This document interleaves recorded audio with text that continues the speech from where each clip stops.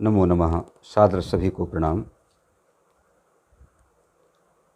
रामाय रामभद्राय रामचंद्राय वेधसे रघुनाथाय नाथाय सीतायाः पतये नमः। गोस्वामी तुलसीदासं तुलसीहर्षवर्धनम् ज्ञानवैराग्यभक्तीनां साक्षान्मूर्तिमहं भजे।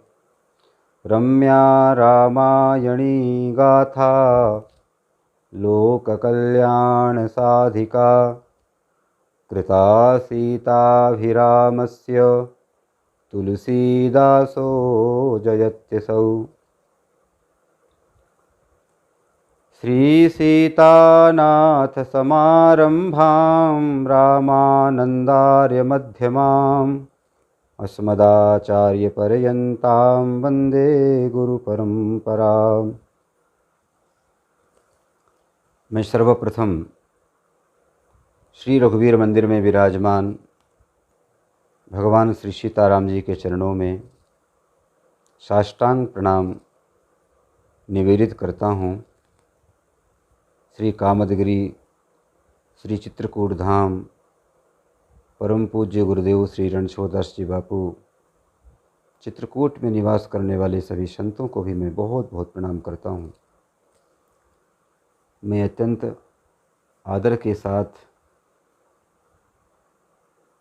परमादरणीय डॉक्टर वी.के. जैन साहब का, परमादरणीय श्रीमती उषा भाभी जी का भी बहुत बहुत अभिनंदन और प्रणाम करता हूँ। एवं आप सभी उपस्थित सभी राम भक्तों को मेरा बहुत बहुत अभिवादन। आज का दिन चिंतन का दिन है। हमें यह सोचना है कि गोस्वामी तुलसीदास जी महाराज ने हमारे लिए क्या संदेश दिया है, अपनी रचनाओं के माध्यम से या अपने स्वयं के आदर्शमय जीवन के माध्यम से। क्या हम उनके उस संदेश को अपने जीवन में ग्रहण कर रहे हैं या नहीं।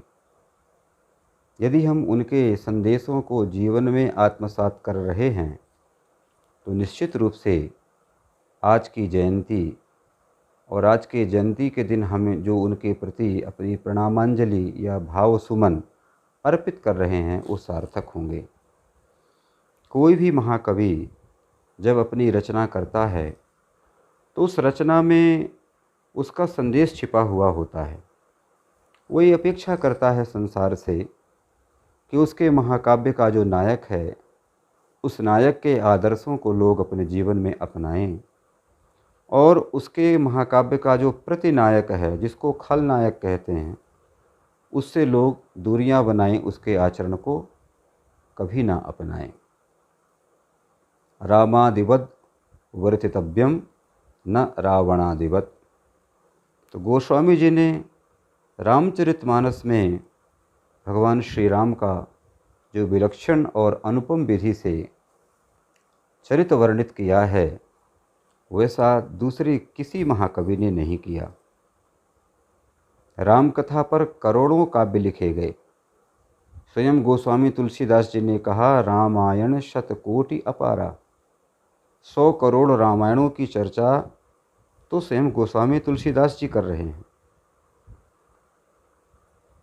तो जिस महानायक पर, जिस महापुरुष पर करोड़ों काव्य लिखे गए हों, वो महापुरुष कैसा दिव्य पुरुष होगा, ये इन काव्यों के माध्यम से ध्वनित होता है। वैसे तो राम हमारे आराध्य हैं, हम उन्हें वो भगवान हैं हमारे, हम उनकी 24 घंटे अर्चना करते हैं, पूजा करते हैं।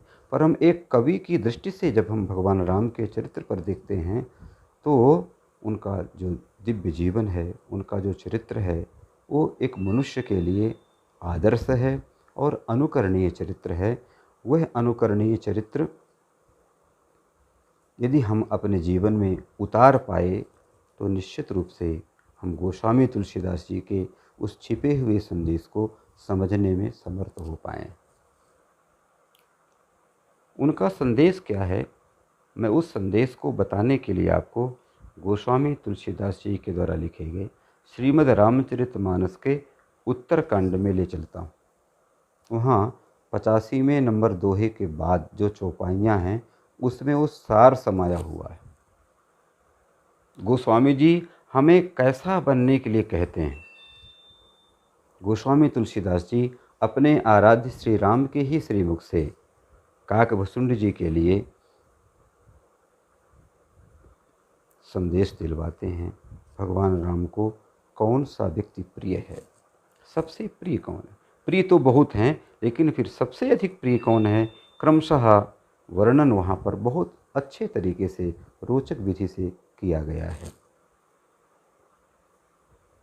भगवान राम कहते हैं कि मम माया संभव संसारा जीव चराचर विविध प्रकारा। कहते हैं कि जो सारा संसार है ये मेरी ही इच्छा से, मेरी माया के कुंभ से जन्मा हुआ है। चाहे वो मनुष्य हो, चाहे पशु हो, पक्षी हो, कीट पतंग, कोई भी हो, संपूर्ण सृष्टि का जन्मदाता मैं हूँ।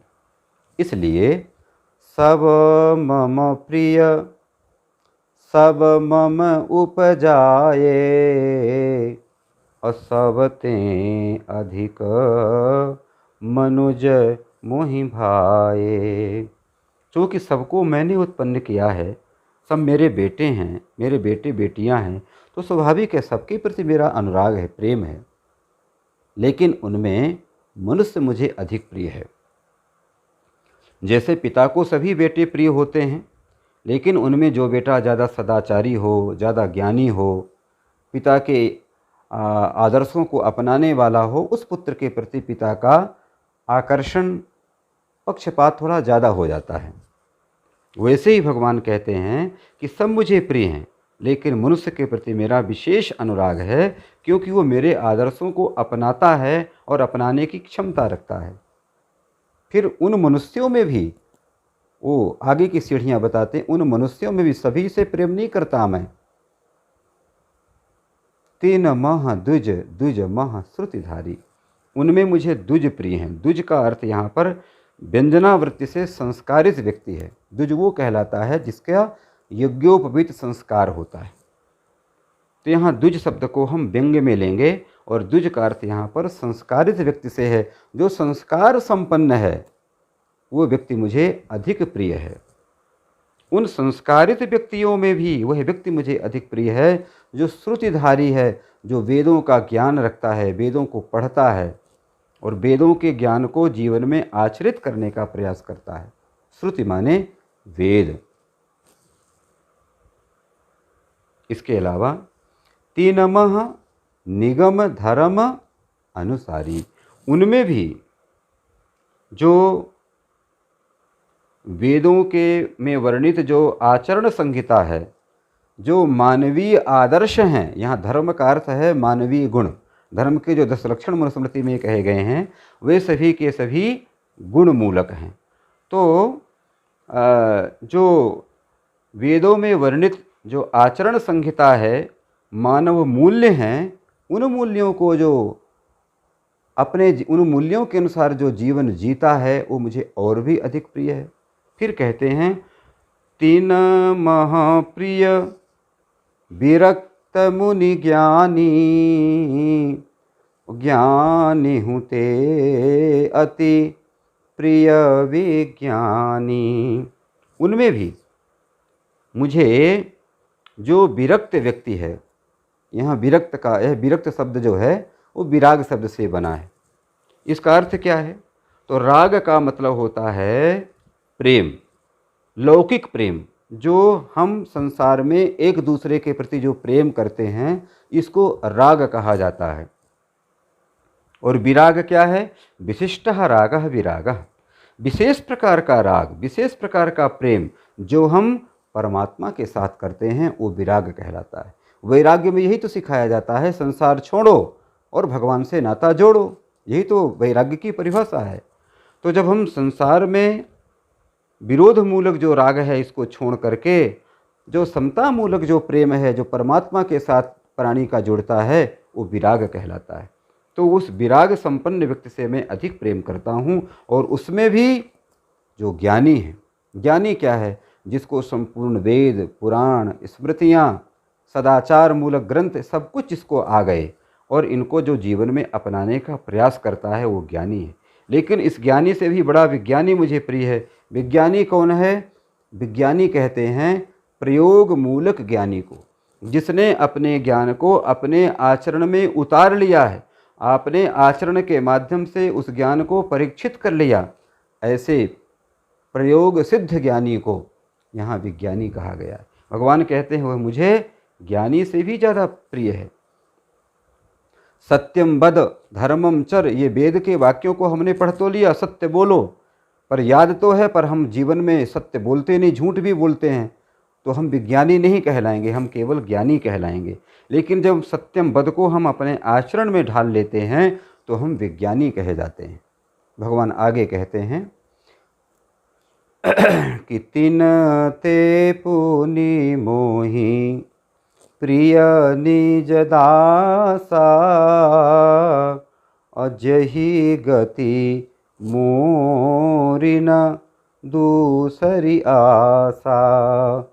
इसके बाद जो शरणागत व्यक्ति है, जिसने दास्य भाव से मेरी अर्चना प्रारंभ कर दी, जो संसार के इस छल छद्म युक्त वातावरण में रहते रहते थक गया, हार गया, उसे कुछ सूझ नहीं रहा, तो वो भयभीत होकर मेरे चरणों में आश्रय ले लिया है, प्राप्त कर लिया है। और जिसने मुझ में संसार को और संसार में मेरा दर्शन करना प्रारंभ कर दिया, ऐसा व्यक्ति जो सुख दुख में अब केवल मुझे ही देखता है, मेरा ही स्मरण करता है, ऐसे साधक से मैं और भी अधिक प्रेम करता हूँ। और सबसे बड़ी बात कहते हैं, पुनि पुनि सत्य कहूँ तो ही पाही, मुहि सेवक सम प्रिय को नाही। और सर्वोच्च स्थान भगवान दे रहे हैं सेवक को। ये सेवक क्या है? जो सेवा भावी होता है, जिसके जीवन में समदर्शिता आ गई, जो सीय राम में सब जग जानी का जो भाव है, जिसने आत्मसात कर लिया, संसार में ईश्वर का दर्शन कर रहा है और ईश्वर में संसार का दर्शन कर रहा है, जिसके लिए पराया कोई बचा ही नहीं, जिसको सारा संसार ही राम में दिखने लगा, और जो सबके प्रति सेवा का भाव रखता है, किसी के प्रति मन में निंदनीय भाव नहीं रखता, हर ज़रूरतमंद व्यक्ति की जो सेवा करता है, ऐसे आचरण पवित्र महान साधक को मैं सर्वाधिक प्रेम करता हूँ। तो ये गोस्वामी जी का जो संदेश है, यदि ये संदेश हम जीवन में उतार पाए तो निश्चित रूप से मानिए, ना तो परिवार टूटेंगे, ना तो समाज टूटेगा, ना तो समाज में द्वेष फैलेगा। हम यदि ये चिंतन यदि हर व्यक्ति तक हम संक्रमित कर पाए तो रामराज्य आते देर नहीं लगेगी। रामराज्य का उद्भव और विकास सबसे पहले हमारी अंतरात्मा में होता है, उसके बाद अपने आप रामराज्य संसार में प्रतिष्ठापित हो जाता है।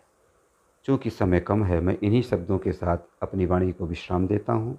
मैं बहुत बहुत धन्यवाद देता हूँ श्री सुरेंद्र शास्त्री जी को, जिन्होंने मुझे इस अवसर पर अपनी बात रखने का अवसर दिया। मैं फिर आप सब लोगों को बड़ी विनम्रता के साथ बहुत बहुत प्रणाम और कृतज्ञ निवेदित करते हुए अपनी वाणी को विश्राम करता हूँ। धन्यवाद। जय श्री राम।